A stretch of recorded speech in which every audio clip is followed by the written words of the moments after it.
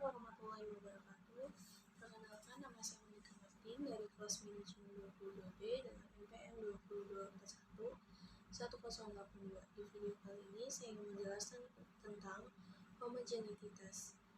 Yang pertama, pengertian uji homogenitas adalah metode pengujian dalam statistika untuk mengetahui apakah dua atau lebih sampel dari populasi yang berbeda memiliki distribusi varian atau sebaran data yang sama.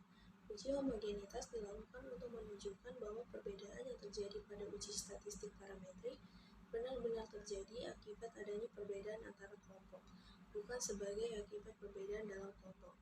Lalu ada karakteristik. Beberapa karakteristik uji homogenitas antara lain digunakan pada uji parameter yang menguji perbedaan antara kedua kelompok atau beberapa kelompok yang berbeda. Subjeknya atau sumber datanya. Asumsi yang mendasari dalam analisis varian atau ANOVA adalah bahwa varian dari populasi adalah sama. Uji homogenitas dapat dilakukan apabila kelompok data tersebut dalam distribusi normal. Jika dua kelompok data atau lebih mempunyai variasi yang sama besarnya, maka uji homogenitas tidak perlu dilakukan lagi karena datanya sudah dianggap homogen. Lalu ada objektif. Yang pertama, menguji kesamaan variasi pada dua populasi atau lebih. Mengetahui apakah data dalam variabel X dan Y bersifat homogen atau tidak. Lalu menunjukkan bahwa perbedaan yang terjadi pada uji statistik parametrik, misalnya uji T, ANOVA, dan ANACOVA, benar-benar terjadi akibat adanya perbedaan antara kelompok, bukan sebagai akibat perbedaan dalam kelompok. Lalu mengisyaratkan bahwa perbedaan yang ada bukan disebabkan oleh adanya perbedaan data besar atau ketidakhomogenan kelompok yang dibandingkan. Lalu ada benefit. Dapat melakukan pengujian pada dua kelompok varian yang berbeda atau lebih, mengetahui apakah dua atau lebih sampel dari populasi yang berbeda memiliki distribusi variasi yang sama atau tidak, lebih kuat daripada uji non-parametrik dalam mendeteksi perbedaan antara kelompok yang diuji jika asumsi homogenitas variasi terpenuhi.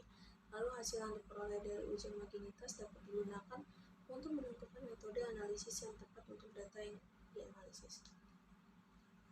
Lalu ada tipe. Uji Levene digunakan ketika asumsi probabilitas terpenuhi dan jumlah sampel relatif kecil. Lalu ada uji Bartlett digunakan ketika asumsi normalitas terpenuhi dan jumlah sampel relatif besar. Lalu ada uji Hurley digunakan ketika asumsi normalitas tidak terpenuhi dan jumlah sampel relatif besar. Lalu ada uji Cochran digunakan ketika asumsi normalitas tidak terpenuhi dan jumlah sampel relatif kecil. Lalu bagaimana transformasi data? Melakukan transformasi data variabel yang tidak homogen untuk menjadikan lebih homogen. Beberapa transformasi umum yang digunakan antara lain transformasi logaritmik, transformasi kuadrat, dan transformasi akar kuadrat. Lalu menggunakan metode non-parametrik. Jika transformasi data tidak berhasil, dapat digunakan metode non-parametrik yang tidak bergantung pada asumsi homogenitas, seperti uji Mann-Whitney atau uji Kruskal-Wallis. Menggunakan metode Rebus. Metode Rebus adalah metode yang dapat menganalisis estimasi baik bahwa jika asumsi-asumsi yang digunakan tidak terpenuhi. Contohnya adalah uji T-Robust atau ANOVA-Robust. Lalu asumsi normalitas. Beberapa metode homogenitas mengambil asumsi normalitas, sehingga jika data tidak berdistribusi normal, maka hasil uji homogenitas dapat menjadi tidak akurat. Ukuran sampel yang kecil. Jika ukuran sampel yang digunakan terlalu kecil, maka hasil uji homogenitas menjadi tidak dapat diandalkan. Lalu ketidakhomogenan data. Jika data digunakan tidak homogen, maka hasil uji homogenitas dapat menjadi tidak akurat dan perlu menggunakan metode alternatif.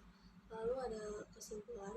Kesimpulan uji homogenitas dapat digunakan untuk menentukan apakah yang digunakan dalam analisis statistik selanjutnya memenuhi asumsi homogenitas variasi atau tidak. Jika datanya homogen, maka analisis statistik yang digunakan dapat menghasilkan kesimpulan yang lebih akurat. Jika data tidak homogen, maka perlu dilakukan analisis statistik lebih lanjut untuk mengatasi masalah ini.